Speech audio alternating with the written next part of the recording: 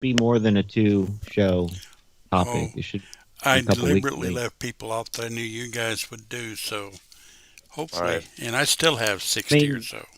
yeah, we can give our respects to the main, our main ones, but I have a couple um ones we need to speak on too that maybe Yeah, are that's true. Yeah. left in the maybe underrated guitarists. I mean, I All don't want right. to. Yeah. I mean, that could be a show in itself, Hold but on a I'm just second. saying, in my opinion.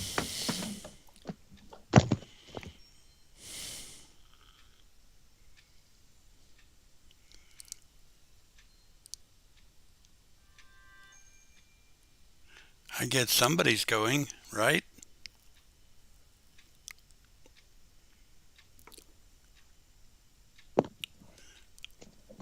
Okay, I'm back there. I got called into something there. I wanted to check on somebody, so I did that there. Blah blah blah. There. And I'm guessing Keith is soccering it.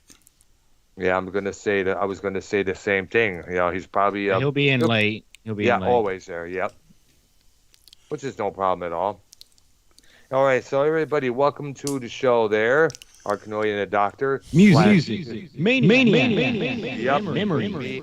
With me, Dr. Earl, Arknolia Strokabine, and the Great YR. And we were talking earlier about this Pink Floyd song that just came out not so long ago called Hey Hey Rise Up, featuring this Ukraine singer whose name I cannot pronounce, unfortunately. There, what's his name there?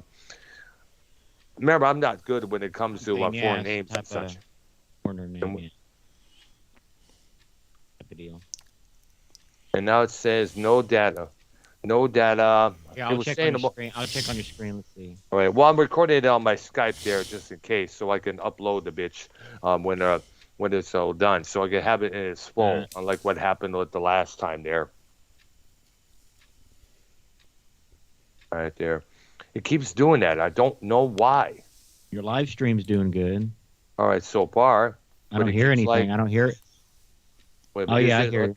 Yeah, Yeah, I hear it. but now it's doing it the same thing again. Well, yeah, don't worry. No, don't worry. Your stream's working fine. Don't worry about all the other stuff. It's working fine now.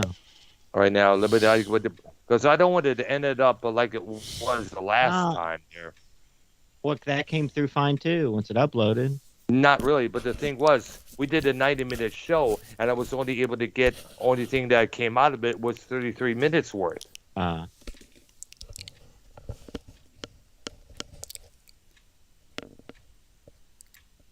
All right, there. So far, everything's going good there. And that's us doing that little circle round and round once again there. Oh, All right, so fuck it. Let's just do the show. I have this recorded on my Skype, so that'll be okay there. I don't know why it's doing that. I kept turning down the pull up on encoder your there. YouTube. It's fine. Pull up on your I do. I have it fine. on my. I have it on my. It's coming phone through here. fine on the live right now. It's coming through fine on the live. Yeah, but it's on my end. It's like that little circle going around and around and around. Meaning it's Well, lagging. No, it's not lagging. It's not lagging because it's coming through fine on your YouTube. That's what I'm saying. I know. Well, I'll have to wait and so. and Either as long way, as let's you're just- recording it to nothing, it's get a fine. good backup. Yeah, no, that's what I need. I'm recording it on my Skype right now as I speak there. All right, there. All right, so I've been So- this Pink Floyd thing now. Oh, yeah, it I was thought under- it was a full reunite of the band, but apparently, Yeah, but unfortunately it wasn't. But unfortunately, Richard Wright passed away in 2008. So it would have been if it was. It would have been simply the final cut lineup: Waters, Gilmour, and Mason there. eh, And that album sucked. So, You know, well, I know, the compared to final most cut. Pink Floyd. exactly, precisely, man. And I got okay. All right, anybody that's watching right now, let me know in the chat if the stream is coming through on your there, okay? Because I'm having issues with mine once more there. no, it's fine. It's coming through fine. Watch All it right, there. I hope so, man. I got to get a hold of somebody and find out what the hell is wrong with it, because it still says encoding overboarding No, and blah that's blah what I'm blah. saying. It's fine though because it's coming through the stream. Like you don't have. I to, know, yeah, it does that, but even when it keeps continuing to say that, even though I lowered the encoding's numbers a little bit there, no matter Ask Bullfrog. what. Oh gosh, that is if he could get away from his damn pizza. Sorry. That's how I understand there. Most likely he queef about that. All right, there. All right, so once again, this is Music Maniacs and slash Arknolia and the Doctor, and we're going to be taking a look at almost all the guitar players out there, lead, rhythm, guest appearances, and we got so many, regardless of genre that's involved, whether it's rock, metal, funk, disco, jazz, you name it there. So, well, quick, did you hear the Pink Floyd song? What'd you think about it? I was listening to it earlier on when you called in, which is Because pretty technically good, it was their first newer song in years, like just as whoever was doing it, right? as Pink Floyd, yeah, since 1994's The Division Bell. Now, and it's also interesting to hear a Pink Floyd song with a different singer on it, other than Have a Cigar from years ago, that being Roy Harper. This is the Ukrainian singer from the band Boombox. So this is like a collaboration there, and I'm gonna go ahead and find the article here. I know it because you sent me a screenshot of the whole thing there. So let's see what we got here. Blah blah blah. I'm looking on my phone here because it seems to. I wonder if they're gonna do a thing with this Ukrainian singer, like permanent, make him the new singer. I know. I think this is something they've done on one-off for the in support of Ukraine and what's going on over there. All right, there. Here we go. There. Okay, I got it on GuitarWorld.com. It's going to be coming up pretty soon here.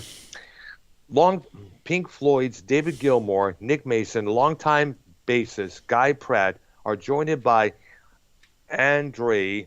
I cannot pronounce his last name, but it ends with starts with a K there. Costanza. Costanza. Oh, no. Costanza. Yeah. Yeah, right. Huh. All right. It's for the Ukrainian band Boombox on this song. The song is called Hey Hey Rise Up, and it was released in support of the Ukrainian when the Russia invaded that country back in February. Now, also featuring Nitin Sawhney, I think that's how it's pronounced. It's spelled Sawhney on the keyboards, and vocals from Andre, if that's how I pronounce it. If it isn't, feel free to correct me there. The song is, of course, it posted now in February. Andre posted a video of himself singing the World War I era Ukrainian protest song, "The Red Viberin in the Meadow," in the then empty square there on his Instagram page. The recording went viral and formed the basis of the new Pink Floyd song.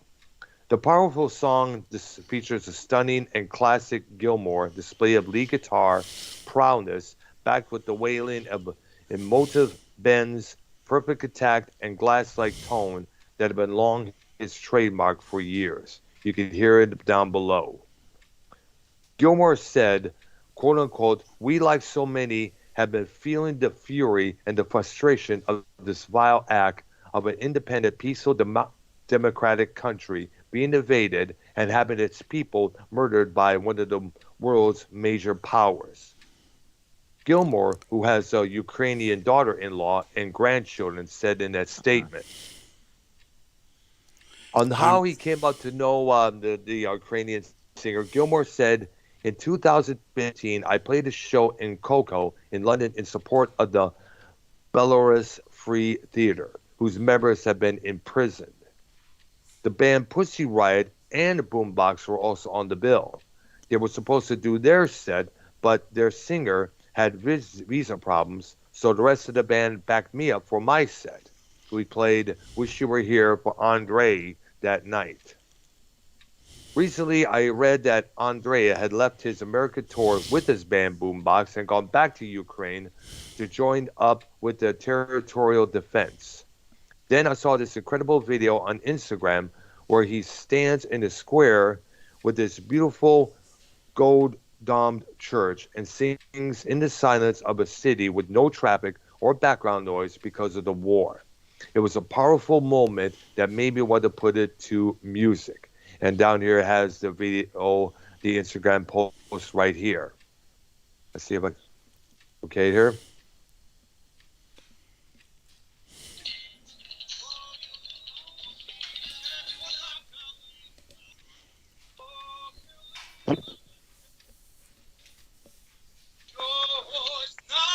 I'll only play a couple of seconds of it.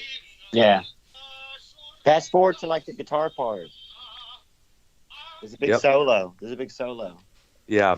I've yet to listen to it all the way there, through there. But like I said, I was called in to do this show when it was time there. So, so Pink Floyd has a new release out there. It's called Hey, Hey, Rise Up.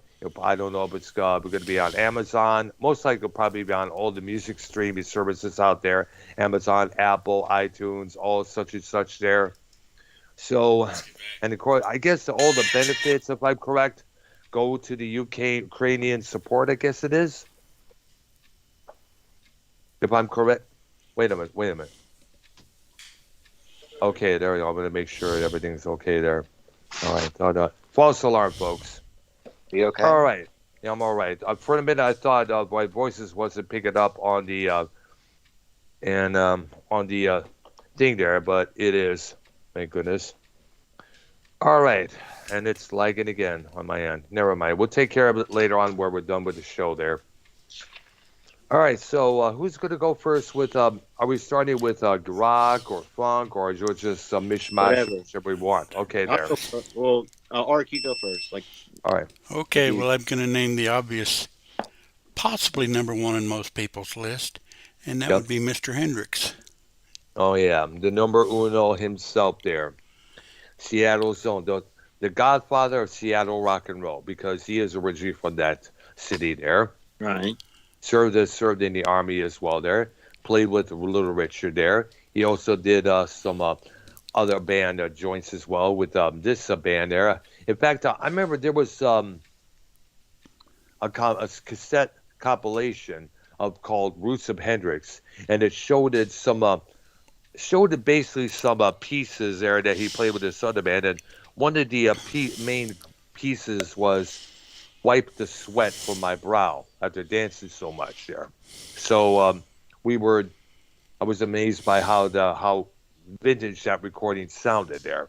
And of course, Hendrix would go on to become a superstar thanks to his performance on the Monterey Pop Festival with the Who, Mamas and the Papas, and everyone else on that bill there.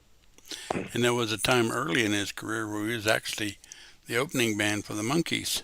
Yeah, I remember, and he didn't, and people, the kids, the crowds at that time, which was mostly teeny boppers, weren't ready for this wild guy on the guitar there. Yeah. And we can sit here pretty much all night and name great songs by him. Yep. Right there. That's true there. So, well, a major thing he did was the national anthem. Star Spangled Banner at the first Woodstock Festival. Still one of my favorites today. And basically in an interview later, he said he did it as a tribute. He wasn't trying to mess it up or anything else. Yeah, I did it in homage of the soldiers over in Vietnam. Hence, all the noise, display, in hence of the bombs and airplanes going off over on that country there. Right. Yeah. So that was the main idea for what was going on. Well, it's kind of funny. I remember I was at a movie theater to see that movie live when it first came out, which again reminds everybody how old I am. And we were sitting there in the theater, and that starts up, and one of the guys from the back, I guess it's the manager or whatever, comes streaking in, and he just stand there and looked at the screen. He didn't do anything or say anything, but his expression and the way he acted was funny because it was kind of like, what the heck? An older guy. Yeah, but probably but he by surprise. He wasn't complaining or anything. He was just sitting looking at it like, oh man, this is something.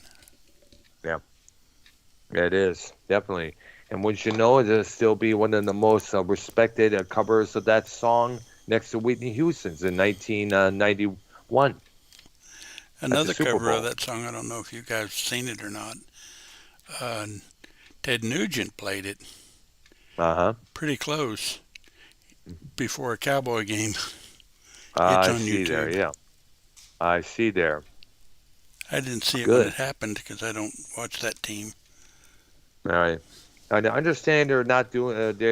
Have they become the Detroit Lions of Texas?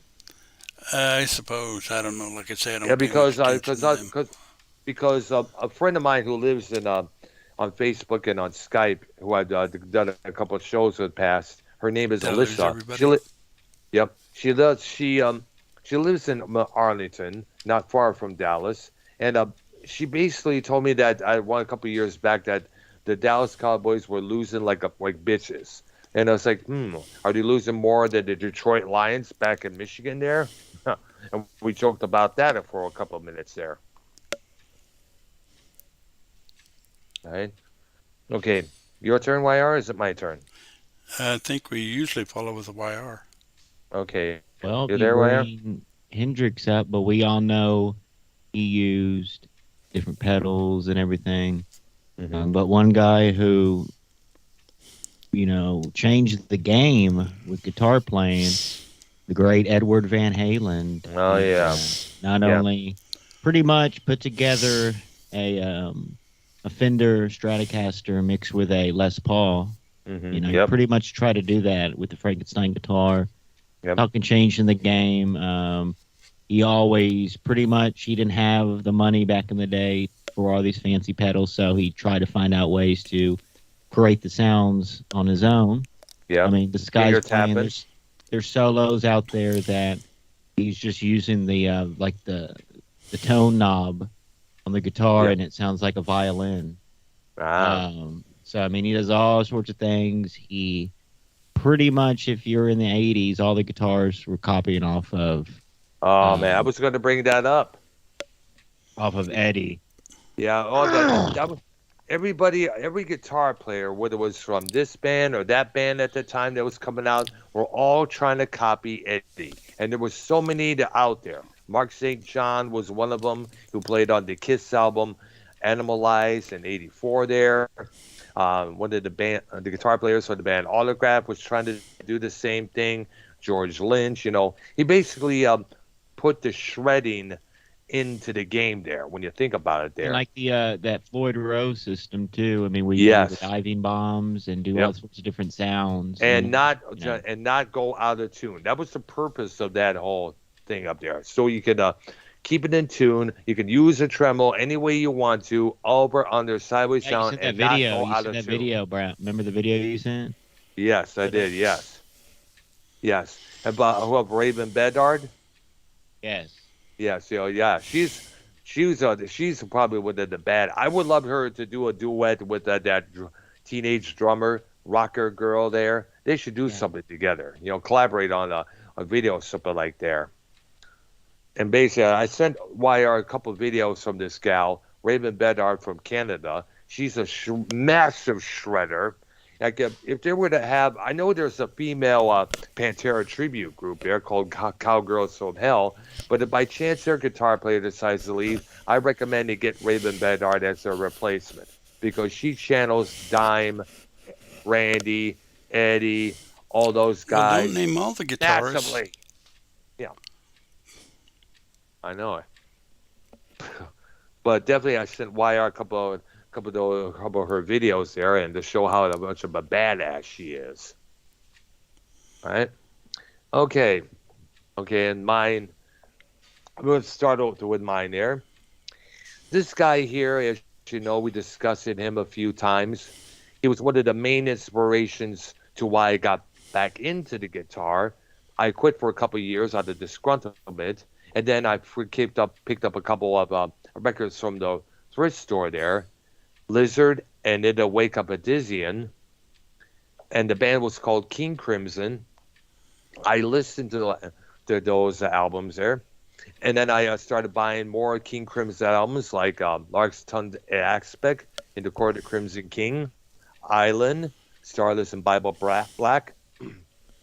And I was so taken by the way this guitar player did his thing there, that I decided to take it up again.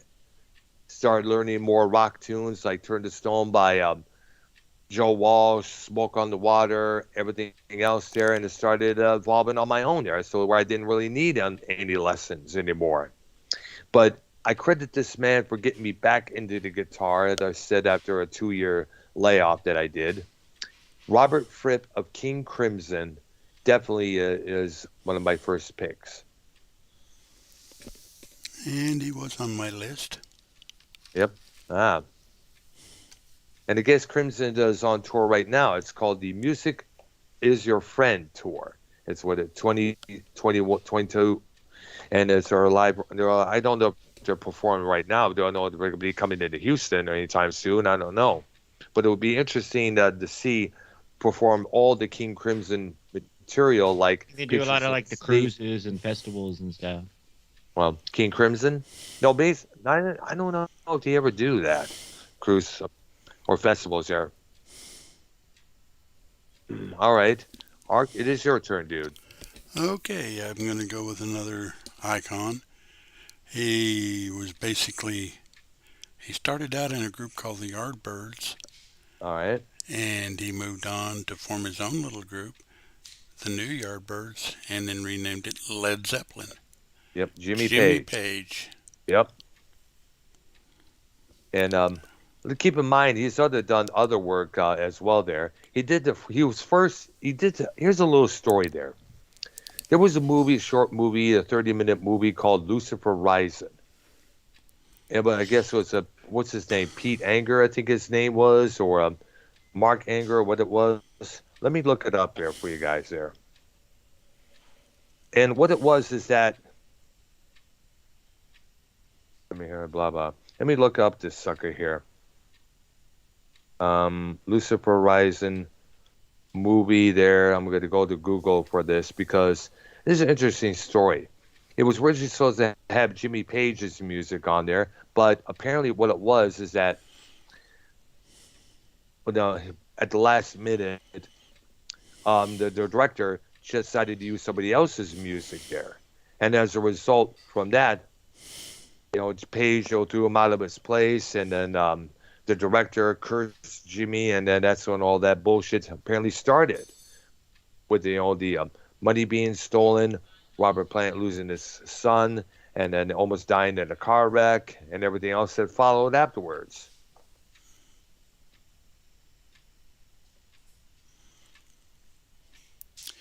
And he also did a couple of albums with David Coverdale. Yes, right there. Yeah. And he also did the soundtrack for Death Wish 2, which is one of my favorites. And let's also not forget The Firm with Paul Rogers, The Bad Company. They released the self-titled and Mean Business, and that was it. Coverdale Page. Yes, remember that there. And he did a collaboration with Robert Plant. All right, called the No Quarter album, right. And a couple of tours, and another album called Walking into Clarksdale, I think it was. So he's a busy man. All right. Well, he hasn't been doing much. He also doing much as of late there. There was a talk that possibly there would have been a Led Zeppelin reunion, but without Robert Plant. Miles Kennedy was supposed to be the front man, but that was immediately scrapped because no one can sing Zeppelin. If you're going to have a Zeppelin reunion, have the main Zeppelin members, Plant, Page, Jones, and of course Bonzo Jr. Because anybody else singing with Page and Jonesy, I'm sorry, just wouldn't cut it. That would be theater status.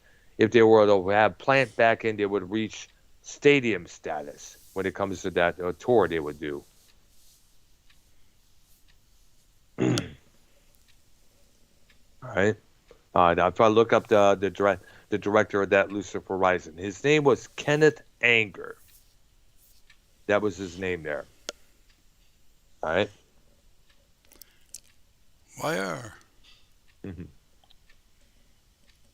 From the band Bon Jovi, the great Richie Sambora. Had to give our respects to him. That's right, there. And I don't think he's with the band anymore. I guess he stepped away. Yeah, he stepped away. Got with that Ori Thani chick there who also plays a badass guitar. I guess they're doing shows together there, and they're also romantically involved with one another as well there. Oh. All right.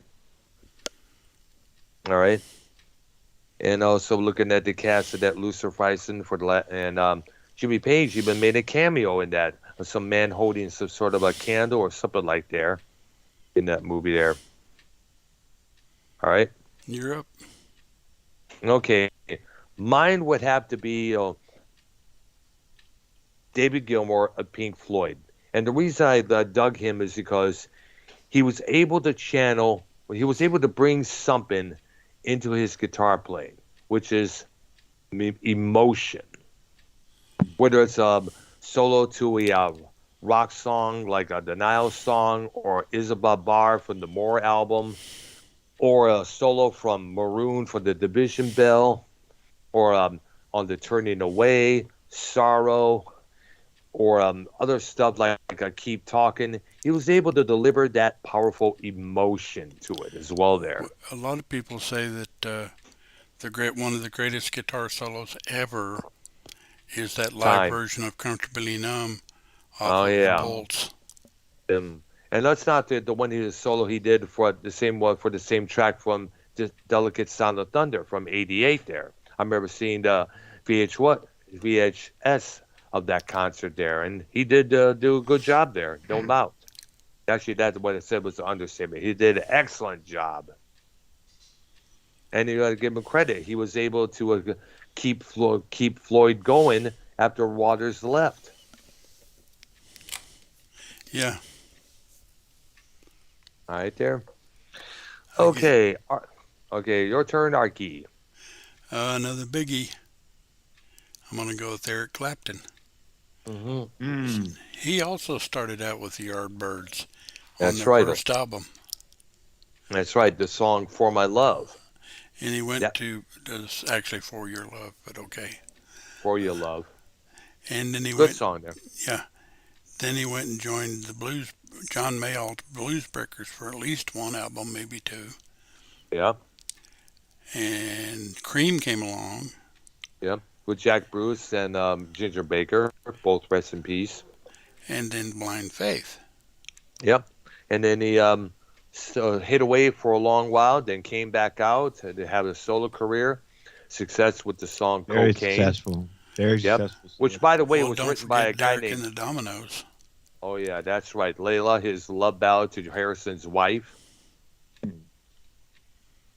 And let's also not forget the stuff he did on his own, like I Can't Stand It from 1981, Blues Power, the live version from Just One Night, recorded in Japan.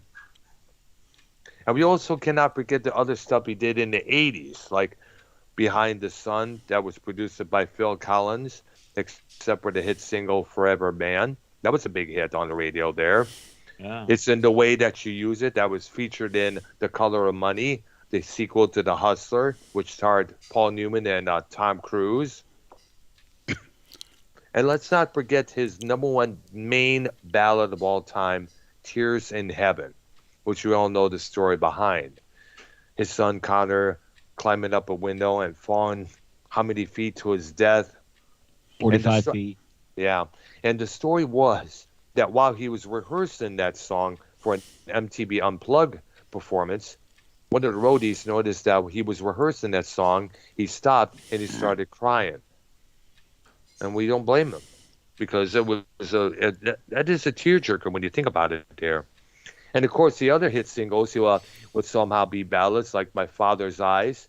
And this one really, I dig this one because of the way its production and the atmosphere projects.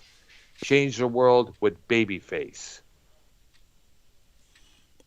Of course, there's Wonderful Tonight.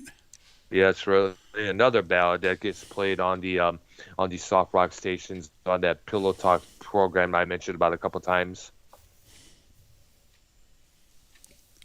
All right. From the band Judas Priest, we're going to start with Glenn Tipton. Yeah. Speaking of solo, you talk about solos. One of the greatest solos is from Beyond the Realms of Death. And Tipton did that pretty well. And by the way, I understand, I was looking on there, I guess he's going to be featured on the next Priest studio release there. Yes. It's going to be a lot more experimental, from what I understand. Yeah, they said it might be similar sound to the Um, it's basically the title album. Rock-a-Rolla? No, not Rock-a-Rolla. The one that pretty much brought them into the U.S. Let's see. Which one? British Steel?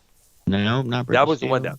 Well, the ones I remember was. Listen, British... there's two names for one album. Which is it? They had to change the name. I know what you're talking about. Hellbent for Leather / Killing Machine. Killing Machine. That's right. They said it's going to sound kind of like that, Yeah, they changed it to Hellbent for Leather here in the States because they were kind of awkward with the title there. Mm-hmm. Tipton does play the Hammer guitars. That's right. Custom. Yep, and credit to him for still coming out on stage despite his Parkinson's condition there. Yes, saw him live. Absolutely. Right. Absolutely there. And I'm going to my next on my list is the other half of the Priest dual guitar lineup, meaning KK Downey, who has his own band, KK's Priest, running around. I don't know if they're on tour or anything like that. And which is if they go on tour, I'll see them if they go on tour. But they haven't. I hope they play a club like the Contra Pup, because it'd be nice to be up close with someone you've long admired, and you're more able to meet them backstage when they come out there. That would be most awesome. That's why I prefer to see big name stars when they play clubs, because you'll have more access to meeting them rather than arena. Where you have to deal with all the fence and all the security telling you to move aside, get the hell out of here, and that shit like that. 5 dates coming soon. It says on their website, so we'll see. All right, there. It'd be also nice to meet Ripper Tim Owens because he deserves a lot of credit. Yeah. All right. Okay, Ark, you are up next, sir. Okay, we're going to move on to the third member that came from the Yardbirds. Oh, yeah. Jeff Beck. Yep. Who's had a long solo career as well. He's released a number of albums on his own. Yeah. And, of course, he had one called Jeff Beck Group, but it was still That's Jeff Beck. Yep, absolutely. And I guess one of the singers was Rod Stewart. Yeah, and it's funny that you think about it. That group produced 3 of the world's greatest guitarists from one group. And Beck and Page played together for a while. Yeah, look up the movie Blow Up. And they're doing that version of Train Kept a Rolling, but with different lyrics there. And at the end there is some sort of a static or some sort of a amp issue goes on with the Beck's guitar. And he ends up bashing the guitar, smashing it and throwing it in the crowd. And our girls just go gaga, grabbing for it left and right. But the guys produced a lot of great solo stuff, too. Yes, and I think he was a part of that Honey Drippers project with Plant and Page back in '84 there, if I'm correct. I got to look that up sometime. Believe and so. That's that. So, and plus, now that EP was a bunch of covers from the 50s and 40s there, I guess. Good Rockin' Tonight. And, of course, See You Love, which is still played on the soft rock stations now and then. It is, definitely. They definitely did justice to that song. All right. YR, you are next, my man. Well, we have to... Can't be forgetting about people. Mm-hmm. Have to give big respects to the great... Slash from Guns N' Roses. Oh, yeah. Has a solo band right now, too. Yep. Still with Guns N' Roses. And I think they're supposed to be... Conspirators. Yep. With Miles Kennedy. I saw the vinyl release at a nearby Walmart earlier today. Listen, they're doing Let me look up his solo shows, because look, his band plays in smaller venues, obviously, and it wouldn't be that bad seeing Slash play in a smaller venue. Now, there won't be any GNR songs. Maybe they play one. I don't know. Well, they do it. Well, they have to because, mainly the ones like either Sweet Child of Mine or Welcome to the Jungle there. But mostly be Slash's own material there. And I guess Guns N' Roses is supposed to be coming out, supposed to be working on the new album, from what I understand. I did not hear that. I read it a couple of times on the internet there that they're supposed to be doing something there in the studio sometime soon. All right. All right. And that's my turn is next. Right. Okay. I got to give this man a credit there. Prince. The late, great Prince Rogers Nelson. Because he was able to do a lot of shredding, a lot of Hendrix style playing on those earlier records like Controversy, Dirty Mind. He did a lot of good solos like on Let's Go Crazy, When Doves Cry. And let's not forget that cloud guitar that he had soon got massively popular when he debuted it on the movie Purple Rain back in 1984. And I just found out that in 1985, there was a VHS release titled Prince of the Revolution Live that was recorded from a broadcast in some sort of city. I don't know what it was. And they recently decided to remix and remaster that whole concert and release it on vinyl. I saw it advertised on Facebook there, which was pretty good because I remember seeing the VHS back in the day, and the sound was not that good. I'll tell you that. So whoever did the remastering of that and remixing definitely deserves a lot of credit for doing that because it certainly needed it. And he hasn't. I've seen it on YouTube. Yep. He was a guest on a rendition of While My Guitar Gently Weeps that he just killed that song. Yeah, I remember seeing that. Yeah, my sister sent me that link there one time, and him, Tom Petty, Jeff Lynne, and he did Harrison proud when he collaborated on that song. And it's funny, I once heard that a reporter asked Eric Clapton how it felt to be the greatest guitarist in the world, and Clapton says, "I don't know. You need to ask Prince." Yeah, yeah, but I remember you mentioned that before there, which is a good compliment, Absolutely. I know. And sadly, now, as you know, Prince no longer with us. He died a couple months after David Bowie did. And, of course, who died a couple months after Lemmy Kilmister did. And I love what they did is they took all the images of three and they built them together, photoshopped them together. It's kind of like a homage when you look at it there. Okay. Okay. My next guy is from a three-piece band out of Canada. I am. By the name of Rush. All right. Alex Lifeson. All right. All you have to do is hear Spirit of Radio and know that guy could play. Although he did a lot of other stuff too, obviously. But yeah. The solo to Limelight. Yep. I mean, there's lots of examples you can pull of his stuff. All right. Yeah, definitely the stuff like Tom Sawyer, with Subdivisions there. He did a good solo on that one there for sure. Xanadu. Yep. Closer to the Heart. Camera Eye. Yeah, that's right. 2112. That's right. Which, by the way, if you ask me, kind of foreseen the upcoming censorship issues back in 1985 with the Washington Wives there. Right. Okay. Mr. YR. It is your turn, sir. From the band AC/DC, the great Angus Young.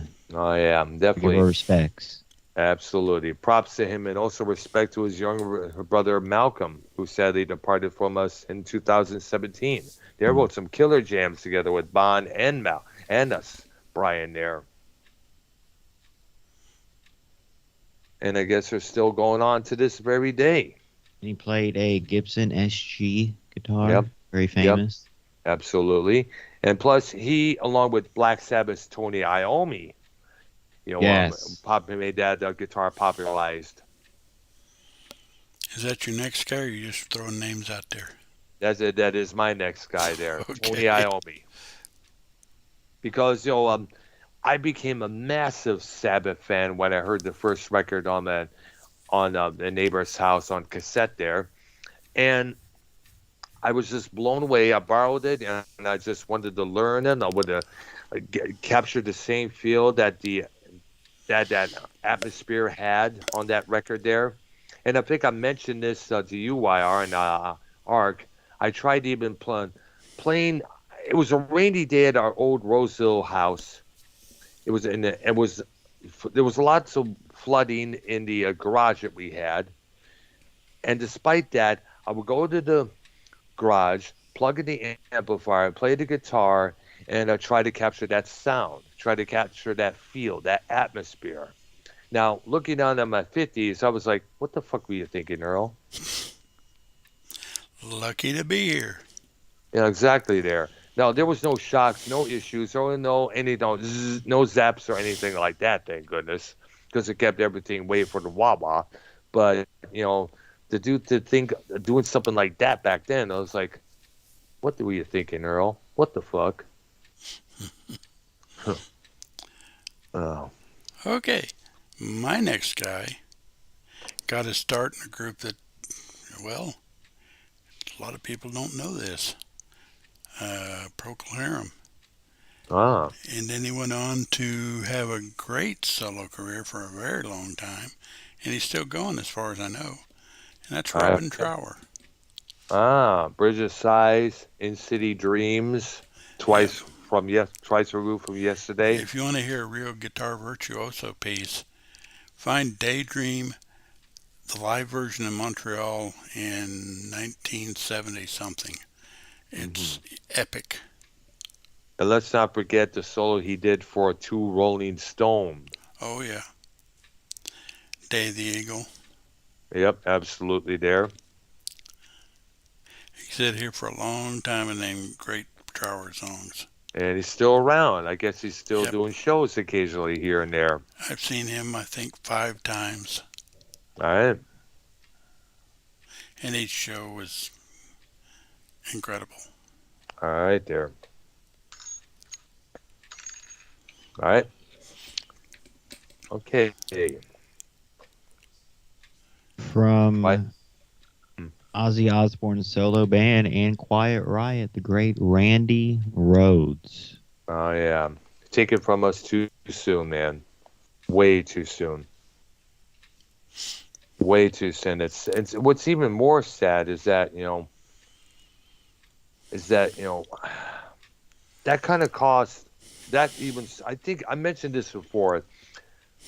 Randy's death from that plane wreck kind of started the rift between Kevin DuBrow from Quiet Riot and Ozzy Osbourne. Now, even though it was not Ozzy's fault that wreck occurred, but in a way you got to see for where Kevin DuBrow was coming from. Your best friend and your bandmate was on tour with somebody else, and he all of a sudden died in a car wreck or a plane wreck. You're going to feel some sort of resentment towards the person they went to play for. Because in a way you feel like, hey, you're supposed to take care of my boy.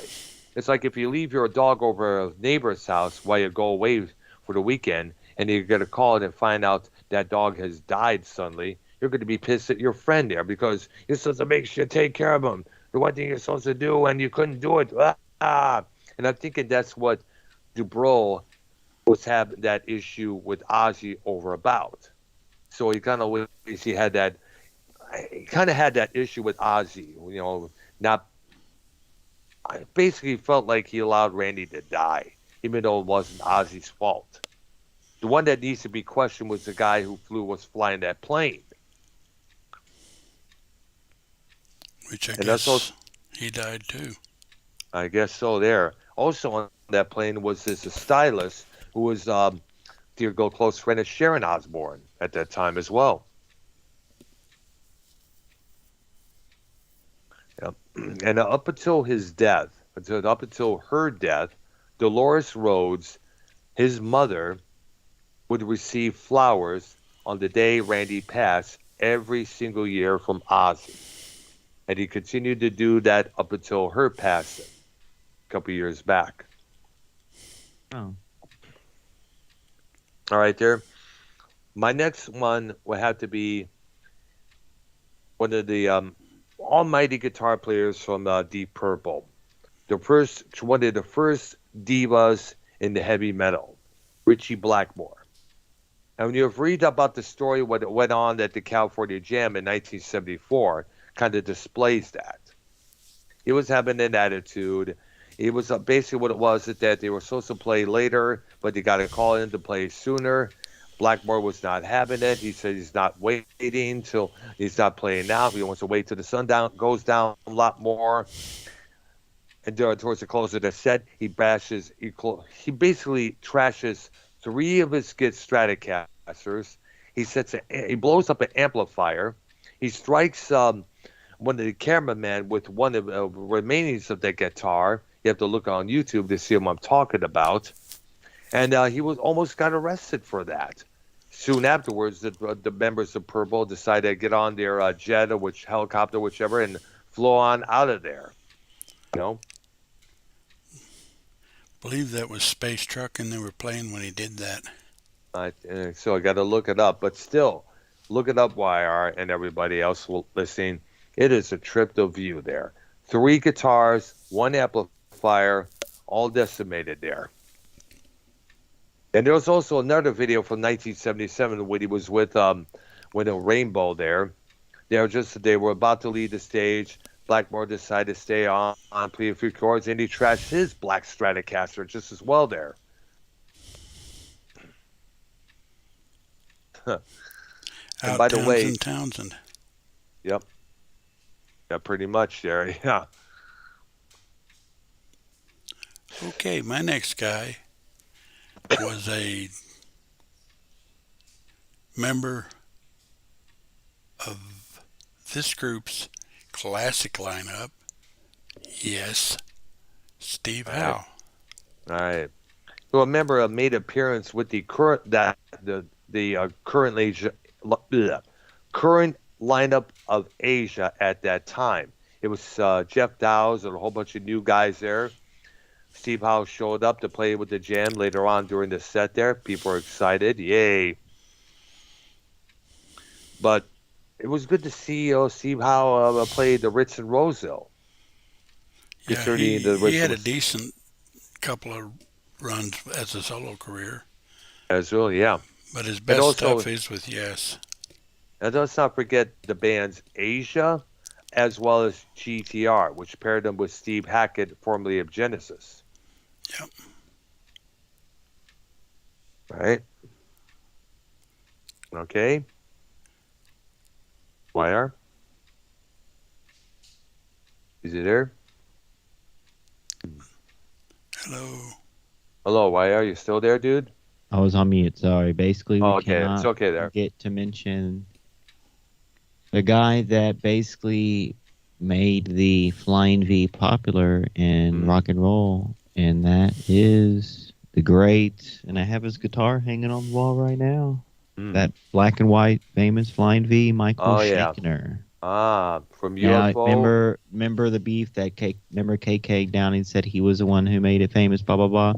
Yes. Well, I just read an article saying Michael Shankner, his look, his blonde hair, his leather, and his Flying V was out way before, basically KK ripped that off of him. The blonde hair, right? Yep. The fucking, the leather, leather jacket, and the Flying V, KK ripped that off. But Michael Shankner from the Scorpions, UFO, right? And the Michael Shankner group. Yep. Later on, the Macaulay Schenker group as well, because he listed Robin McCauley for the band Grand P. And they released a couple of good albums. Here's the issue. The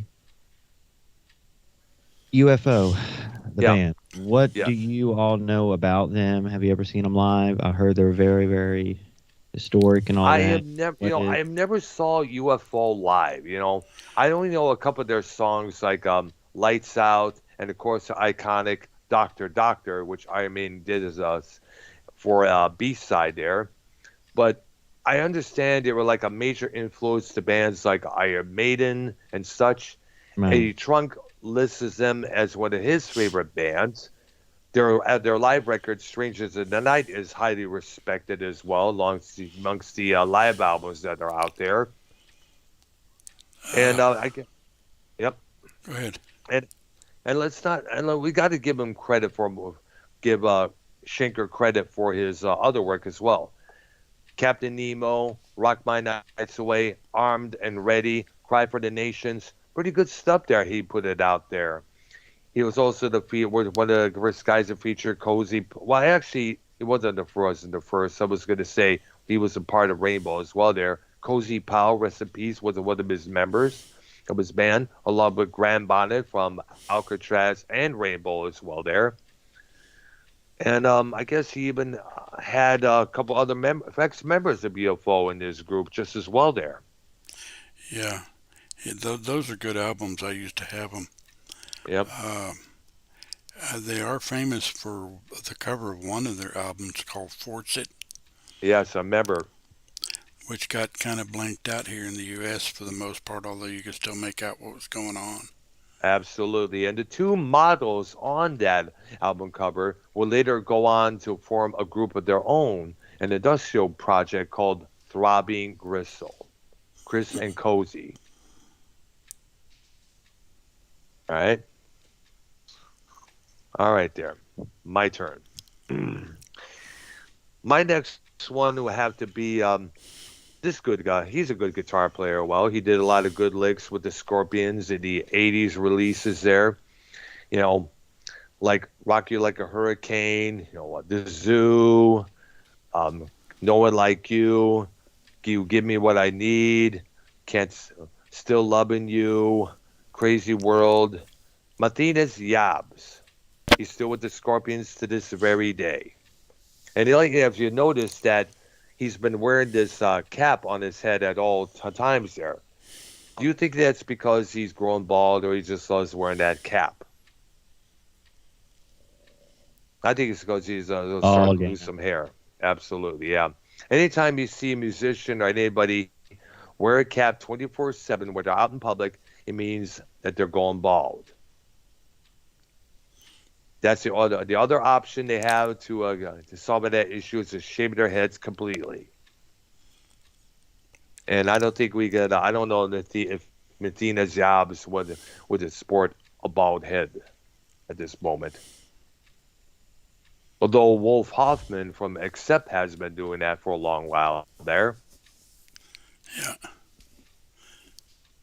Okay, my next guy is from another group where he was the main guy.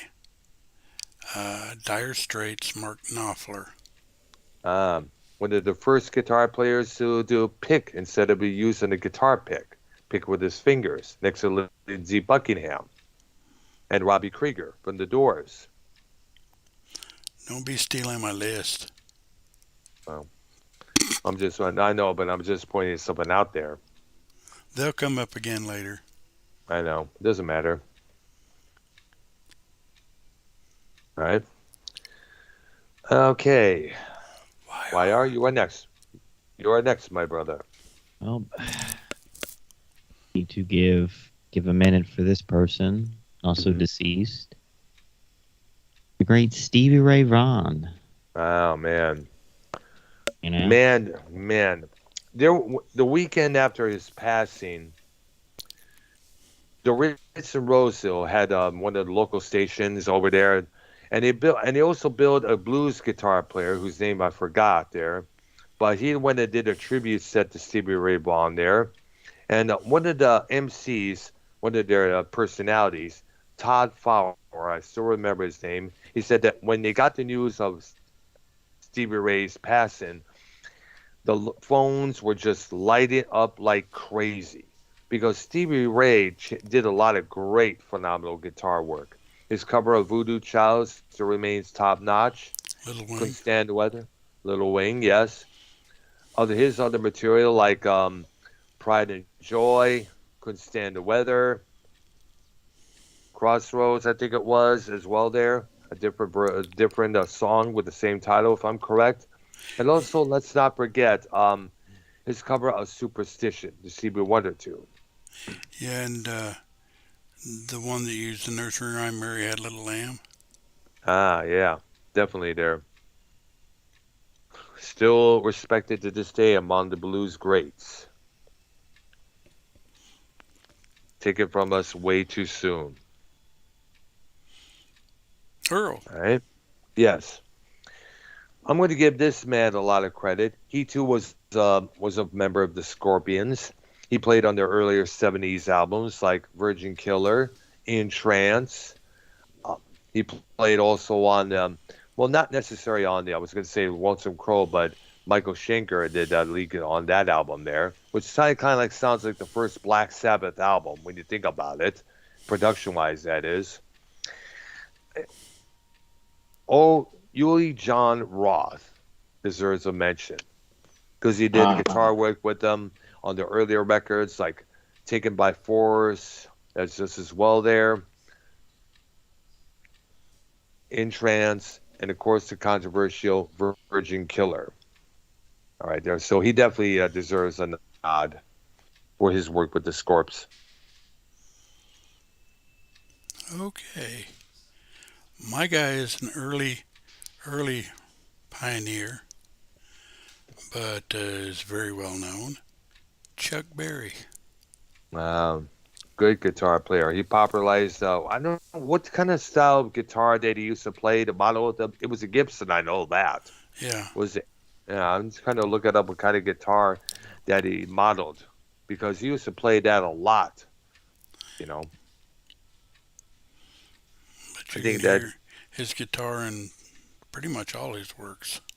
Like Johnny B. Good, Maybelline, School Days, Memphis, My Dingling. Yeah. Yep. No all particular those place songs to there. go. Yep. Mm-hmm. Come Home, I think that was the name of his. Another one there. All right. Sweet Little 16. Oh, yeah. All right. Wire is up next. Oh, let's go ahead and throw in my personal favorites. All right. The band Dokken. George Lynch. Yep. Lynch. All right, there. Who's making appearances with his old singer there in the singer's current lineup of Dokken? Oh, yeah. Whenever they come back around, I'll be going to have to go check that out. And come every year. That's right. Every year. Really, it's Dokken, with Don Dokken, but yep. And then George does like 3 songs, but maybe this year they'll do a full out tour. All right, there. Or it's full set there. The bass player plays for Foreigner. Yeah, Foreigner, Jeff Pilson. So. And their drummer, Mick Brown, I guess he retired, what I understand there. Yeah, but I think there'll be a Dokken reunion soon. Sometime. I know they had one in Japan many years back there.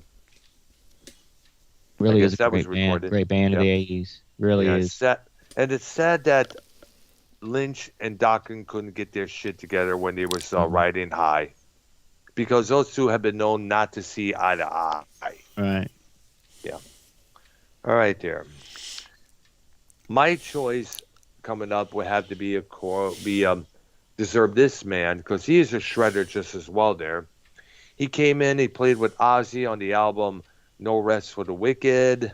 Back then, he was a lot more hair. He fit into the hair metal mode there. Of course, the years later on, he would grow a tremendous amount of beard. He would have his band, Black Label Society. He had a project called Pride and Joy. He released a solo record called Book of Shadows, later a couple years afterwards. And he is one badass on the fretboard, that's for sure there. One point his fingers started bleeding, and he was still able to shred regardless of that. Zakk Wylde. He was on my list. Mm-hmm. All right. Zakk Wylde deserves a nod, most definitely there. Hmm. All right. Okay. My guy is possibly one of the most underrated guitarists in the world.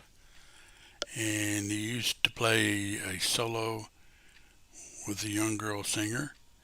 And then he and the singer moved on to a group called Fleetwood Mac. Lindsey Buckingham. Yeah. Yep. Look up the album Buckingham Nicks that they released it on their own prior to joining the Mac. Good album. Good stuff right on there. it. Yeah. But Buckingham could play the guitar among the best, and no one ever said anything about his guitar skills. Yeah, no, they should, because like Mark Knopfler, he picked with his fingers. And I guess you got to keep your fingers, nails in check when you do so there. Mm-hmm. Yeah, you got. All right. Well, how about from the band Boston, Tom Schultz? You want to give yeah. a... Yeah, absolutely. Because he's also an inventor as well. And I guess in the early 80s, he came up with a thing called the Rockman, where he's able to plug your guitar in and he's able to play along with what's on playing on the cassette, if I'm correct there. And he used that Rockman to record the third Boston album, Third Stage, a lot of times. And that product sold massive amounts of money, sold a lot of units, made lots of money, and was able to afford him a new lawyer to get him out of his contract with CBS, who he was beefing with at that time. Probably because they were wanting more than one album every 10 years. Absolutely, because that's how record labels are. They want an album out now. They want an album out when it's time. They want this. They want to keep the success going. And Schultz was like, I'm not going to put out a second-rate record just to fill your damn pockets, let alone mine. And this guy's been known to take a lot of time with his records because he wants to make sure absolutely everything is pitch-ass perfect. Prey doesn't make a live record, that's for sure. That ought to be dead by the time the recording is actually done. I mean, bro, look, like how many albums did Led Zeppelin come out with? Well, let's see there. Under 10, right? Like under I think 10. so. Let's see there. First GNR. Well, let's Those see. great bands. Then GNR, they didn't really come out with that much records. Yeah, think about I know there. Let's see there. Zeppelin 1, Zeppelin 2, Zeppelin 3, the fourth record, Physical Houses of the Holy, Physical Graffiti, Presence, Into the Outdoor, Coda. I think that's 9. Correct, it is 9. That's studio albums because it did have a couple of live ones. Yeah. Actually, How the West Was Won came out in the in the early 90s, as well as The Song Remains the Same. The soundtrack to the movie, the same name there. And then another sidebar quickly. More than ever before, I really think in the 70s, not really the 80s, because it came out with the Floyd Rose, but definitely in the 70s, I see more people using Gibson Les Pauls than the Fender Stratocaster. It almost looks even, but I really think more people back then used the Les Paul. I know. I guess the Les Paul had a lot of good pitch to it. I guess. Yeah, it's all about the tone with that. It's a tone, the sound there. I know. Look at that. Wild always used a Les Paul. Even. Yep. Even Randy Rhodes used a Les Paul, that cream one. No, actually, it was a white one with a black white one. pick guard. Yes. Yeah, absolutely. the white one. That's awesome looking. Who else? I mean, obviously Slash used them for years. Yeah, Page. And then if you check out the new, when you see Dawkins, when you see George come out do his songs, he uses a 3.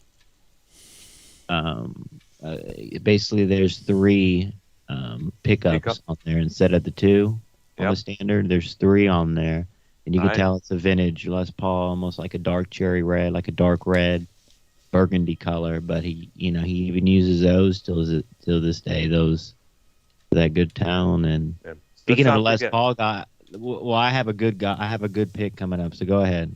No, I was going to mention we can't forget Ace Frehley as well from Kiss. That's your guy. Go. Yep. All right.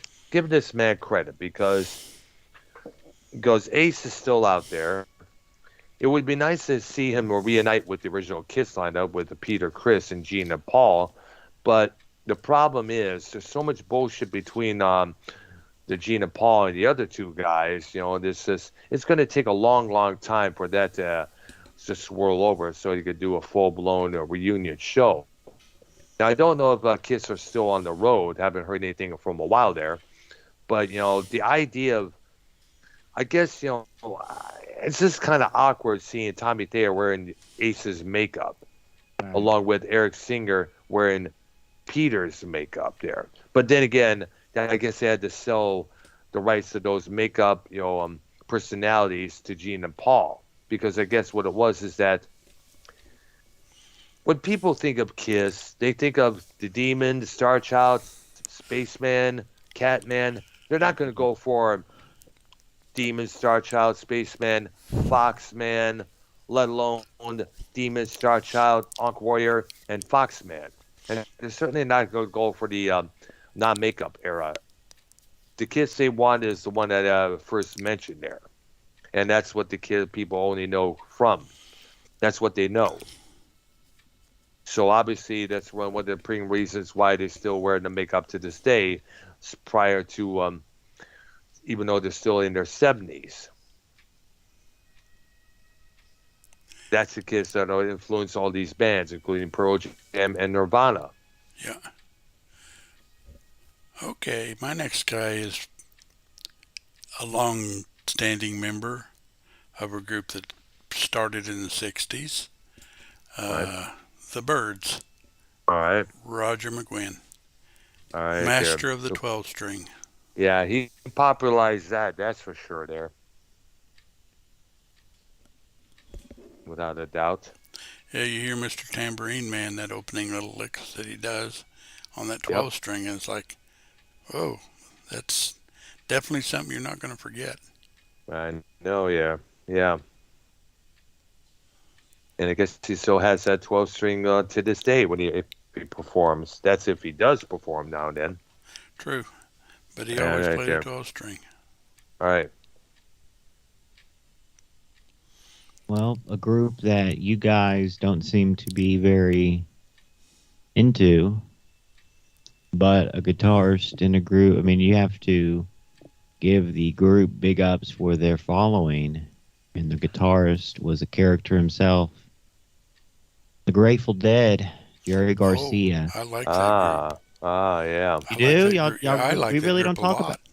I like to talk about, like, maybe dedicate a show to them one day, because I'd like to get y'all's opinions on that group. Because I wasn't big on them, but credit I liked them.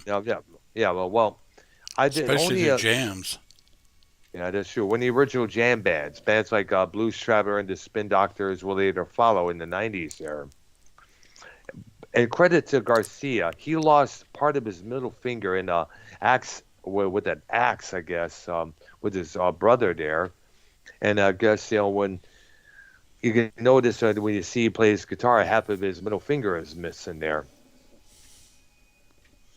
Yeah, I can sit here and name a lot of Grateful Dead songs that I really like. Truckin', and give them credit. They had a lot of unique, they had a unique logo. I think their most popular, biggest song, wouldn't you say, would be Touch of Grey? Oh, absolutely. Yeah. Yeah, because that was Truckin's good too, but Yeah. That was the only number one. That was their one-hit wonder. When you look at it, there, that was the only hit song they ever had. I think they had at least 30 albums. Yeah, 30 albums and one hit song out of all. Well, the Casey Jones song's pretty good too. Oh yeah, that whole album, "Working Man's Dead," is great. They also explored lots of genres because that sounds real country.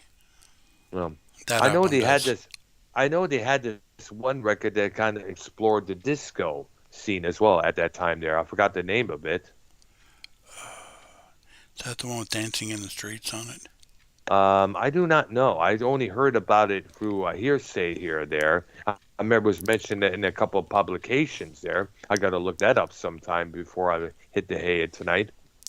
Yeah, and like I said, they explored lots of genres. They had wholly psychedelic album called Anthem of the Sun. Mm-hmm. And they had another one called Aox Moxoa or something like that. Uh-huh. All right, there. So definitely Jerry Garcia that gets a lot of credit. Oh, yeah. And when he died, no doubt the San Francisco scene was in tears everywhere with his passing. And it was kind of sad because the Dead had set up a thing called the Rex Foundation. And as a result from Garcia's passing, the Dead decided to call it quits. Now, Bob Weir and the other Dead members, they decided to go on as Dead and Company for the past couple of years. But, it would be nice to have them do the Grateful Dead, review show. They're already doing that with Dead and Company, but it would be nice to have all the original members of the Grateful Dead, Sans, Garcia, and Pigpen. Yeah. Yeah. All right, there. And next on my list would have to be, I mentioned this guy briefly, but this guy did a lot of shredding on one album by Kiss. Animalize came out in 1984. Mark St. John, rest in peace. Definitely there, because he died a couple years back. And he was only, I guess you could say he was in Kiss for a minute, I guess, when you think about it there, because he had this condition in his right hand that developed to where he would have to do the first half of the show. Bruce Kulick would come in and finish the rest. And before the tour was actually done, Bruce Kulick would be the official guitarist for Kiss. I remember Paul Stanley said in an interview that he did run into Mark St. John's girlfriend at one point. He asked, how is Mark doing? And she's like, not too good. His band is turning Keith, purple. do you have... There you are. You have your list of your favorite bands, guitarists? Well, I remember we already did this topic. We already did favorite guitarists. Really? Man. When? Like 5 months ago. I said Mark Kaufner on the list and Slash. Well, we already did this topic like 5 months ago. Well, Earl and I weren't on that one. Yes, you were. I think wow. Damn, we gotta look. I gotta look at the library of shows that we did, man, because we did so much. It's good to have a revamp because some people pass away, and yeah, that's true. That got point there. Yeah. So revamp your list, Keith. Bands you like with the guitarists. Yep. It could be any years, 90s, 2000s. Right. We'll put whatever. You in after 60s, 80s, 90s. Okay. Okay, my turn. I'm going to go with a guy who played in a band with his brother in the 60s that had a bunch of big hits and were very influential on other bands. And that's Ray and Dave Davies. The Kinks. Yep. All right there. And we know what song Van Halen covered on their first record there. You really got me. And later on, a couple of years later, they would also cover Where Have All the Good Times Gone? And of course, the first song I ever heard from the Kinks was a single called Tired of Waiting for You. Yeah, All Day and All of the Night. That's true there. Mm-hmm. Oh, I like that song. Yep, good song there. Yeah. And also, when you get a chance, Keith, you got to look up a live record they did in 1980 called One More for the Road. Yeah. Good, excellent. They had their version of Lola on that album, outstanding. When they first start the chords, the audience just wouldn't stop clapping and shouting, "Yay!" And then they would sing along with Ray there. Yeah. I will. That song's kind of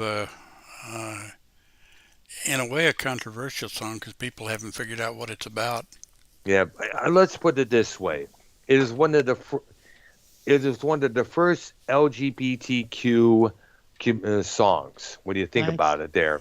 Yeah, the song's about a guy involved with a transgender or transvestite. Well, they don't make it clear in the song, but you do get the gist of that. Yeah. Well, you can say that for Dude Looks Like a Lady with Aerosmith, right? True. Maybe that's true there. Well, it's purposely ambiguous. Absolutely there. The lyric says it all. Well, I'm not dumb, but I don't understand why she look like a woman but talk like a man. Right. All right. YR's turn. Well, this person definitely wasn't on no one's list, but Keith can appreciate this. From Long Beach, California, from the band Sublime. He was on lead vocals, but he also played guitar. Bradley Knoll. Yeah. Always played those riffs. Yeah, and sadly, it's sad that what happened to the band after his passing. He died from heroin use, and they go live now, bro. They have they got some guy. Rome. They got some guy named, what's his name? Greg Rome, I guess. Rome. He sounds just like him. I mean, it's great. Yeah, that's true. That's good to hear that. It always was a three-piece band. They had the bassist, the drummer, and then the whoever was lead singer played. I mean, obviously Bradley Knoll. Yes, that was on vocals, but he played guitar too. And this new guy, Rome, he plays guitar and does the vocals as well. So that's good. So they're good there. I wonder if they're going to release an album after all these years. I think they did. I know because I know Sublime dropped out of sight after Noel's passing, and I guess this is one of the reasons why you stay away from drugs like heroin, and it was sad because the record finally comes out, their major debut, but instead of celebrating, they were tossing Brad Noel's ashes into the water there. So it was kind of like a bittersweet scenario that the band was involved in. And I guess in some of their videos, though, who they got to represent Brad was a Dalmatian that Brad actually had. And he left behind a son. Yeah, I do not know. But he was kind of... remember that Dalmatian's name? No. For Sublime? Yeah. He was he was with the remaining members of Sublime a lot of times. I think Lou Dog, remember? Yeah. Lou Dog. Oh, okay, there. Lou Dog, Keith. All right, Lou Dog, yeah. Who you got, Keith? All right. Pete Loughner from Chevelle. Why, you know the band Chevelle? Yeah, I heard of them. They're all right. I heard of them, yes, as well there. Doctor, you like them? And I only heard a couple of songs. I haven't decided if I like them or not there. So, and that was years back. It was in Richmond, Michigan there. Yeah, now I like them better than Seether. All right. Okay, my turn. They're number 2 for me for my favorite bands of all time. Number 2. All right. My pick is the guy that played with Axl Rose's version of Guns N' Roses. He's also worked with one of the bass players that I mentioned a couple episodes back, Bill Laswell. And he's known for wearing a KFC bucket on his head and wearing a white face mask and a yellow raincoat. Buckethead is my next choice there. He's released a couple albums, and I guess I understand he's a damn good guitar player just as well there. Okay. My next one. What was that? I do not know. I think I just punched my mic by accident. Oh, okay. Dude. All right. My next guy has been around for a while and in and out of this band. When I say in and out, he wasn't out very long. Aerosmith, Joe Perry. Oh, yeah. Let's not forget the Joe Perry project he had in the early 80s. Let the Music Do the Talking. That was originally supposed to be an Aerosmith song there. They did it on their record, done with me years later when Joe Perry returned to the group. But it was a different lyrics than what the Joe Perry project had. And that was big on the radio at that time, 1980, when that record came out. The Joe Perry project, that is, I'm speaking. Right. It was and then the album was called Let the Music Do the Talking. YR. How about let's give a nod to let's give a nod to the great from a couple groups in his solo career, Joe Walsh. Oh, wow. Eagles, James Gang, and his solo career. He was definitely on my list. And the Eagles as well there. Nah, Earl stole my. I had Ace on my shit. I was gonna. My bad. But we're all gonna go. Well, this is going to happen. I mean, you're talking about great guitars. Somebody that stole. There were a lot of the stuff that you guys mentioned on my list is why I did. So I just said, yep. But you know what? They were going to be mentioned no matter what. Yeah, I've skipped 3 names already. So. All right. Listen, honestly, on Joe Walsh, I've seen him live, a couple years ago, and he's great. The only time I only saw him back in 1983 when he was opening for Stevie Nicks at the Joe Louis Arena with my sister and her boyfriend at the solo. Wow. Yep. Because his solo stuff is really good. Yeah. And he comes up with some unique album titles like The Smoker You Drink, The Player You Get, You Bought It, You Name It. You Can't Argue with a Sick Mind. He comes up with some unique album titles. Okay, there's a song out there that you guys need to hear by Joe Walsh. The title is ILBT. Yeah, I heard about that. That's referred to women's breasts, I understand, correct? Yep, that's the one. Yep. And I remember that because he said in an interview that he was going to get in trouble for that song there. Well, it's a fun song to listen to. All right, there. I got Keith Wallen from Breaking Benjamin. Just picked him because he has the same name as you, or? No, I love Breaking Benjamin. Breaking Benjamin is for me, it's the greatest rock band of all time for me. JB's favorite band. Yeah. Next to a C there. Yeah, and Chevelle. All right. And my next one on the list had to be somebody who had definitely took King Crimson to new heights when he hooked up with Fripp back in the early 80s. Adrian Belew. You already brought him up. You already brought him up. You did? Not Belew. You did. No. Oh. He didn't bring Belew up. I was looking for Belew. Oh, shit. Yeah. That guy does some things with a guitar that are unreal. Absolutely. He was whatever. I've never heard of a guitar synthesizer until I saw him perform with King Crimson on the show Fridays. It was ABC's version of Saturday Night Live, but just before that. And he had a guitar synthesizer. He also played with Frank Zappa. He also worked with, the Talking Heads when they had a 7-man lineup earlier the year before, 1980. And he also did work, with David Bowie, if I'm correct. Yes, he played on Heroes. And Rose? No, I think that was Robert Fripp. Well, it's both of them. Oh, okay. Because I know. If you want to hear a song that really demonstrate what he does with a guitar synthesizer, find one called Dinosaur. Oh yeah, definitely. Yeah, I had that album that was on Tarak and Elephant Talk. All right, there. Yes, definitely. Or Betty had the whole album Discipline from King Crimson. He has that. Yeah. Absolutely. He was basically, you can't blame Robert Fripp for hiring this guy back then because this guy gave Fripp competition. Absolutely. Competition and the friendliest gesture. All right. Well, that's another guy off my list. What the heck? All right. Mute yourself, Keith. Oh, okay. I didn't know you could hear that. Yeah. Oh, yeah. Okay, my next guy is another icon of the 50s who left us way too young and too early. Buddy Holly. Oh, yeah.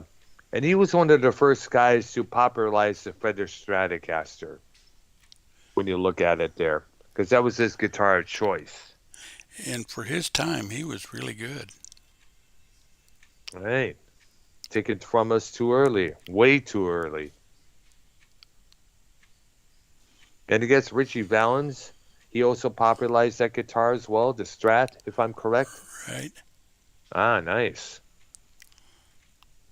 All right, there. YR, you are next, my brother. From the band Pearl Jam, great Mike McCready. All right. You like Pearl Jam, guys, or no? I don't. I never did. Some of their stuff's pretty decent, I think, but actually their cover of what the heck? Jeremy's falling home, no girl. Last Kiss was decent. All right. I know I think they did a version of "You Got to Hide Your Love Away" from the Beatles at one point. I heard a couple times. And this was on the loudspeaker at the grocery store that I worked at back in Richmond, Michigan, years ago. There's actually another group in the 70s that did a cover of that song called Silky, I believe it was. Ah. And they had a female singer. They did a pretty decent job. Yeah, it's good to hear. But then again, what band hasn't covered the Beatles when you think about it? True. I want to say something about Pearl Jam. Yeah. Okay, I see Pearl Jam as a bridge between classic rock and modern rock. Possibly. Like, What it kind of reached that bridge right now is because they're still together, and he goes starting to get gray hair in here and there. And plus, you also got to remember they did a record with Neil. They worked with Neil Young occasionally a couple of times there. If you want to see a great, I think it's from the Hall of Fame inductions. They did a thing together where they did "Rockin' in the USA" and "Effin' Up." Oh yeah. Yeah, I think Pearl Jam brought that sound of like bridging the bridge between classic rock and modern rock. Now I want to ask you guys: does anybody remember the VMA performance of "Rockin' in the Free World" with Neil Young and Pearl Jam? Wouldn't you agree that Eddie Vedder, when you look at that footage, see how wasted Eddie Vedder was? Because he was hardly able to move and stuff like that. He must have been stoned out of his mind. I don't know what it was. You look at that performance. I remember seeing it when it was. Remember seeing a couple of. I remember it was played. That performance was played a couple times on the old MTV. I was like, you look at Vedder. It's like, is he high? Is he stoned? Is he like falling asleep at there, or what it was? I don't know. Well, you had to have seen it on YouTube, but did you see him? They either started or followed up with "Effin' Up." Oh yeah. Well, this was on the VMAs. They did the first Animal. I think it was a 1993 VMAs. I think it was 93 or 94. I forgot which year. One of those 2 years. They first did their song "Animal," and then Neil Young comes on and joins it with "Rockin' in the Free World," and that's where you notice how stoned out of his mind he was, or something like that. I don't know what it was, but still, damn, dude. All right. That's cool. All right. Or not. What? Not cool. I was always going to say. Yeah, not cool. Geez, yeah. Dude, what the fuck? I think we're up to Keith, correct? Oh. Patrick Callahan for Seether. All right. All right. Is he the one who sings as well? Or is this somebody else? Oh, jeez. Okay, I'll look up lead vocalist. Lead vocalist is Seether. Thank you very much. Okay, and my next one. Sean Morgan. Okay. Who was Amy Lee's who was a boyfriend of Amy Lee of Evanescence for a while there. Yes. Yeah. I guess his alcohol issues kind of inspired Amy Lee to write "Call Me When You're Sober." Oh wow! I have no idea. I had no idea about that. He had I guess he had a drinking problem. Yeah, he had a drinking problem for a while there. And I guess he was getting clean. He wrote a self-loathing song, "I'm such a fool, I'm such a this," because of that. Because that's what broke up the relationship there. True Amy Lee was like, how they have ring rats? She was like Like all the major singers, Scott Stapp from Creed was banging her, and Wow. what's his name from who killed himself from what's that one band, Keith, you like? In the end, it doesn't even matter. Linkin Park, yeah. Had an affair with the Linkin Park dude, Benjamin, whatever. Chester Bennington. Chester Benjamin, yeah. Bennington. Benjamin Keith. No, I think Chester Bennington's right. I don't know. It is right. Chester Bennington. Yeah. So call. Look, I'll send you a screenshot. No, you're right. And now it's Chester Benson, Keith. Stop. No, it's Bennington. No, it's been all y'all are wrong. No, it's Chester Bennington from. No, I'm gonna ruin my friendship with my co-host because to prove myself right, y'all are wrong. I'm showing screenshots. All right, showing him. Ruin the relationship for my. Thank you. I'm right. You're fucking wrong, even though you're right. No, I'm just kidding. That's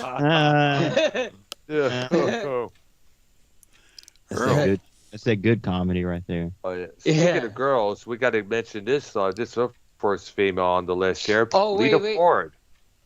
I'm going to go listen to "Call Me When You're Sober" and watch the music video "Call Me When You're Sober" again. Now that I know the story. You don't remember that song, Keith? I know the song. I've heard the song a million times, but I didn't know the story behind it. Thank you. Yeah. Okay. I mean, obviously, when you listen, the title tells you right there what the whole issue was about, and there was talk that this guy from Cedar was having a lot of drinking issues there. Lita Ford. Yeah, Lita Ford was my next. When it comes to rock music, I don't. When it comes to rock music, I don't look for the story of the song. That's what we're here for, Keith. Oh, okay. We're trying to educate you. Hello. Was that your pick, Lita Ford, Keith? No, that's my pick, dude. Oh. Yeah, Lita Ford, the Queen of Metal. She had a lot of hits like Lisa, Kiss Me Deadly, our cover of Only Women Bleed, the Alice Cooper song, Hungry. She had albums like Living on the Edge, Out for Blood, also the album Stiletto, the album lead, which was, let's of course not forget one of her big songs, the duet with Ozzy called Close My Eyes Forever, which I mentioned this band, Lilac, did a cover of that with this singer named Mercury, what's his face there? Kind of sounds different, but give him credit for... Freddie Mercury? No, not Freddie Mercury. He's been dead for ages there. But the first name was Mercury something there. I got to look that up for crying out loud. Mercury Freddie. Mercury? Oh, okay, whatever there. Let's see here. Let's see what we got here. What Keith just sent in the image here. I hate what it takes this time. Okay. Show up there. All right, go ahead. My next one is going to be a shot from the dark here, and the guy that's been around a very long time, but in a genre we hadn't gotten into yet. All right. Willie Nelson. Oh, country music. Guitar player? Oh yeah. Yeah, he is. Good. Yeah. I know he has it's called Trigger, correct? The guitar? Yeah. The acoustic guitar with the hole in, the classical guitar with the hole, the extra hole in Yes, and that different strap that he has. It's a unique kind of strap there. I cannot figure it out. Look that up real quick. Look up Willie Nelson's guitar. And by the way, that's another maybe topic we can dive into one of these days this year is famous guitars. Like famous. Yeah, we got to do that. Definitely. Yeah, absolutely. Willie Nelson's guitars, what? Trigger, the name Trigger. Look that up. See what you can come up with. Willie Nelson's the year of the guitar, the brand of the guitar. Yeah. Okay. Because that extra hole adds to the tone on that. That's why he never got it placed, never got it fixed. Like it's just wear and tear. Yeah. Go ahead, Keith. That thing's been through some life. Trigger is the Martin N20 nylon string classical acoustic guitar used by country music singer-songwriter Willie Nelson. Early in his career, Nelson tested several guitars by different companies. After his Baldwin guitar was damaged in 1969, he purchased the Martin's guitar but retained the electrical components Martin is one of the best acoustic guitars too. Martin, Takumi, and Honor. Owner. Right. Nelson based his desired style on Django Reinhardt's playing and guitar sound. He opted to amplify the acoustic guitar, resulting in his signature sound. Speaking of which, I'm going to mention him on my next list. Because as you know, the story about this guy, he was a jazz guitar player. It's your turn.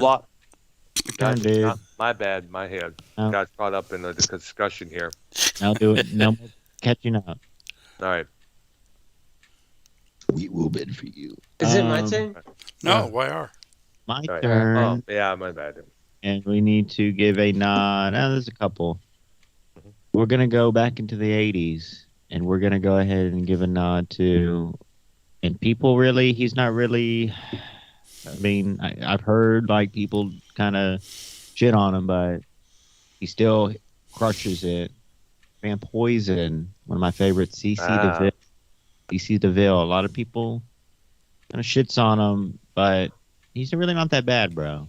I mean, he's still, I think the reason they shit on him because how obnoxious he was back in the but now like bro, all those bands nowadays they don't dabble in shit like they used to. They're older, fucking. They all have their separate tour buses now. They can. So it's a lot different, but Poison is one of those groups that still come original when they tour. Obviously, me and Earl, we're gonna try to get to this Motley Crue thing. We're gonna try the Crue, Poison, Def Leppard. We're gonna try to get to that. Me and him. If the Crue, well, here's the thing. I want to ask: are they going to actually do this? When and where? Yes. Because we've been waiting since 2020, and it keeps pushed off to the next time, Even if we get the cheap seats, even if we get the nosebleeds, we'll end up going because there's fucking 3 different bands, or really 4, count Joan Jett, but there's 4 different groups you'll be seeing, right? And that's true, yeah. And if we can make it there, I mean, listen, I'm a big Poison guy. We're big Motley Crue guys. Def Leppard. Yep. It's going to be great. You know what I'm saying? Now, Vince Neil, he does do solo shows. Yeah, occasionally. They're not, I think he did one like a couple weeks ago or something. And he's not that bad. It could be worse. I've heard worse from him. And, I think with the nostalgia, it's going to be fine.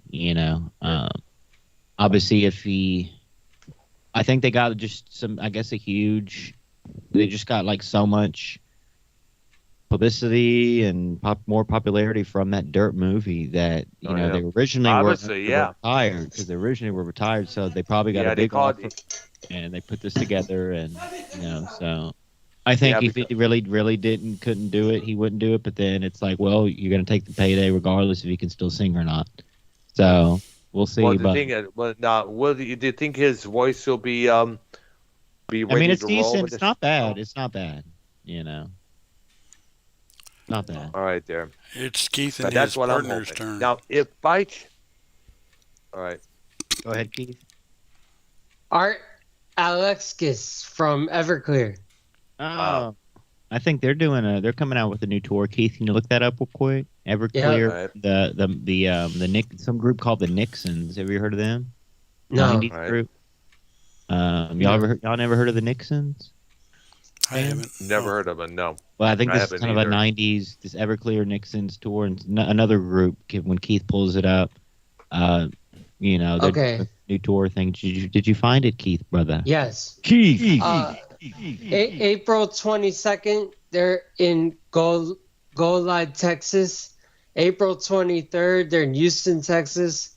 April 24th. Where at? Bikes on the Bayou at Houston. Bikes on the Bayou. Biker Festival, I take it, right? Bikes on the Bayou. Right now, that's interesting. April 24th, Empire Control Room and Garage at 7 p.m. Austin, Texas. May 12th, Windjammer. No, it's in North Tinsley Park, bro. It's in basically downtown Houston, where the city hall is. It's in 14 days. Wow. The motorcycle fest. Celebrates Wow, nice. motorcycles, bicycles, and scooters. 3-day I'd like event. to check that out. Let me see who's going to be there. Lil Troy. You know who that is, Keith? Yes, he sings as I want to be a baller, shot caller, 20-inch blades, only a baller, get lit. Okay. Saving Okay, Saving Abel, Everclear, Jake Washington, and Departed. Everclear's the big. Kind of lame. Only name I know about all those guys there. Yo, you like that? I know who Lil Troy is, right? It is $20 for the whole weekend. Right. Now, is it a Friday, Saturday, and Sunday, this event? Yes. All right, because I want to have to. Y'all never heard of Saving Abel? I have heard a couple of times there in the past, in the early 2000s. But unfortunately, anyways, back to the list. Keith, will you say Everclear guitarist? Yeah. No, it's Earl. Alex. All right. My turn there. Now, I can listen, before Earl, I have a huge one. If any of y'all take him. Now, I'm surprised he wasn't one of our, first 10. But go ahead. We'll see. All right. We'll try not to take him. Wait. I'm talking. Why are you like that? I know who Lil Troy is, right? Yeah. Never heard of him. Okay. He's a classic rap. Okay. Guy. All right. My next one on my list is a man who was still able to play despite using use of his other two fingers on his left hand. He was only able to put his middle finger and index finger to do solos, to play a couple chords here and there. Mr. DeJano Reinhardt. What? And DeJano Reinhardt, yeah, he had lost. Was that your big one? And that was my one, yes. No, I'm talking about YR. No. Okay. Oh. I thought he was going to say someone else. Well, because this man, and the story behind what happened with this guy gave the inspiration for a young lad named Tony Iommi to pick up the guitar again after Iommi lost 2 tips of his 2 middle fingers on his right hand. Keith lost the tip of his penis today in a tractor accident. Go ahead. Yeah. I was going to say when Bullfrog goes around, he lost the tip of his penis as well. But then again, when you think about it, fucker never had a penis to begin with.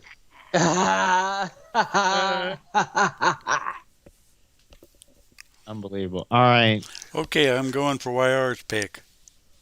All right. This is a guy who has some phenomenal work in a band called Credence Clearwater Revival, John Fogerty.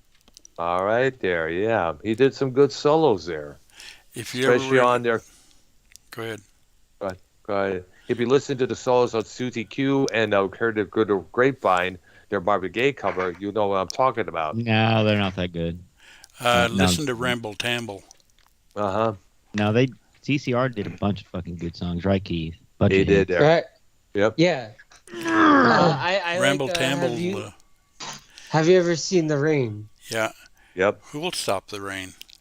Who will stop the rain? And that song, if I understand, was inspired by the rainfall that occurred at the first Woodstock in '69. If I'm correct. Yeah, but like I said, you can name lots of songs. Yeah. And seriously, listen to Ramble Tamble. He does some slide guitar in the middle of that song. It was unreal. All right. Wait, did they also sing Long Train Running, or is that Doobie Brothers? Yeah, that's Doobie Brothers. Oh, that's okay. Doobie Brothers. Yeah. Okay, so my pick, I cannot believe none of y'all brought this up, from the band Deep Purple, Richie Blackmore. Earl mentioned He did? I already mentioned him. Yeah, I did. Sure?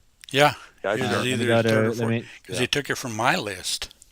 All right, let me go to my backup. Mick Mars from the great Motley Crue. Motley Crue, of course. Credit to this man. Absolute credit.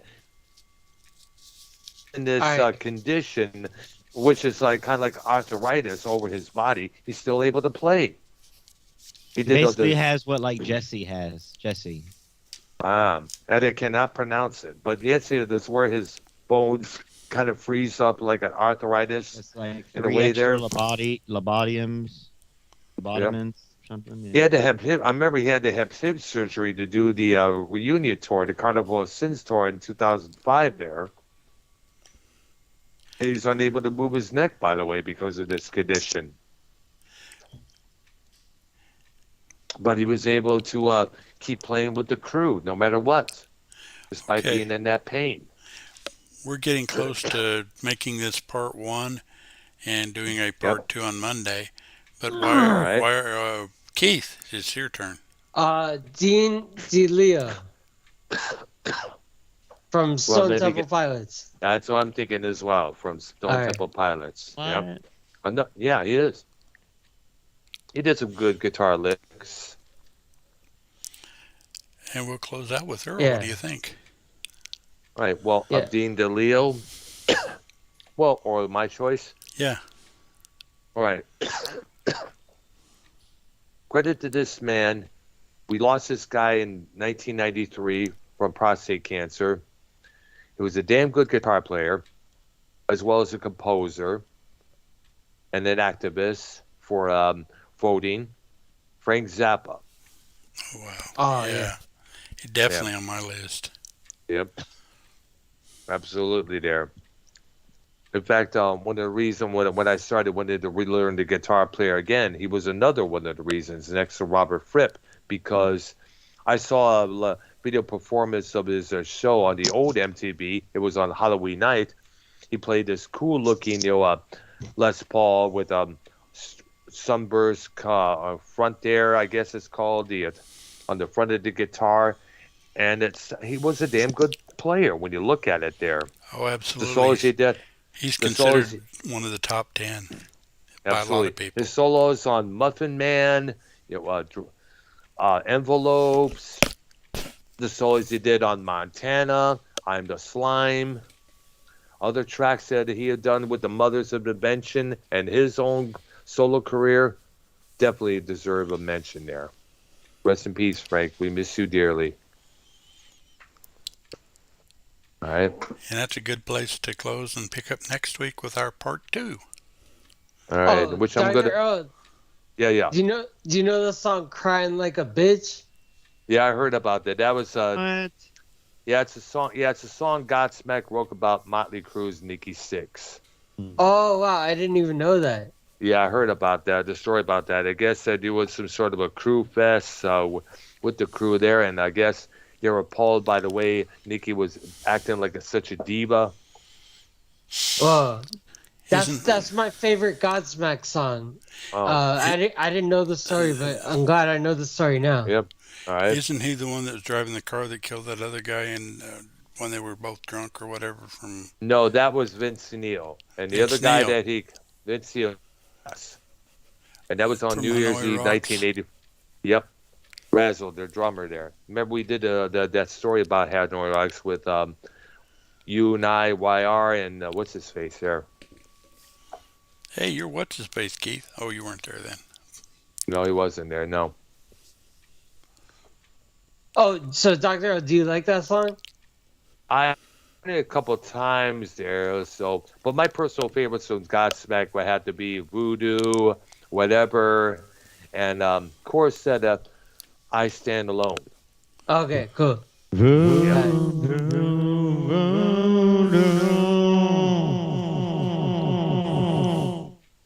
It's a good song. All right. Yeah. Yep. Okay. All right, Keith, there. would you like to close out the show, Keith? Yeah, we end in the show. Have a good night. Well, that's it. Okay. Yeah, You call that an introduction? You call that a closeout? What the fuck? Yeah, wait.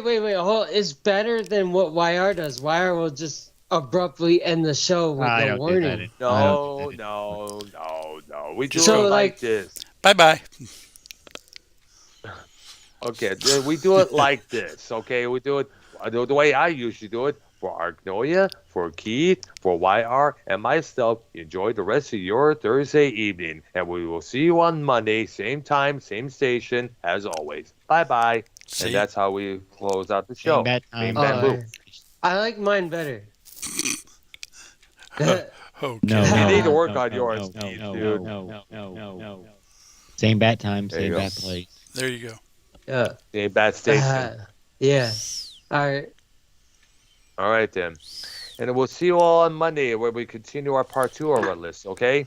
Might Thank even you. get into a part Tomorrow 3. morning, Keith rose up again tomorrow morning. Thank you. Okay. Okay, there. All right, you guys have a good one. We will see you on Monday as always. Same time, same stations. Bye-bye. Thank you. All right.